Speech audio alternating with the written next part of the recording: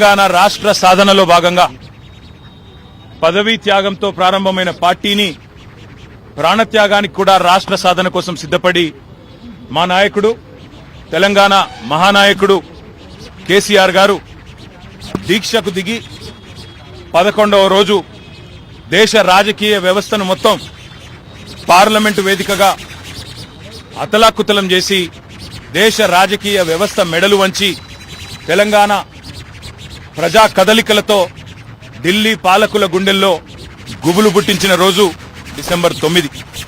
ఈరోజు ఆ డిసెంబర్ 9 ఏ రోజైతే దీక్ష ఫలవంతమైందో, దీక్ష విజయవంతమైందో ఆ రోజును దీక్షా విజయ దివస్ గా మేమందరం కూడా జరుపుకుంటా ఉన్నాం. ఈ సందర్భంగా తెలంగాణ అమరవీరులకు, విద్యార్థి అమరవీరులకు, తెలంగాణ ఉద్యమంలో అసూలు వాసిన అమరవీరులందరికీ కూడా ఘనంగా నివాళి అర్పించి ఈరోజు గన్ పార్క్ నుంచి మళ్లీ బయలుదేరి అసెంబ్లీ సమావేశాలకి బీఆర్ఎస్ పార్టీ సభ్యులందరం కూడా, శాసనసభ్యులు, శాసన మండలి సభ్యులందరం కూడా వెళ్లబోతా ఉన్నాం.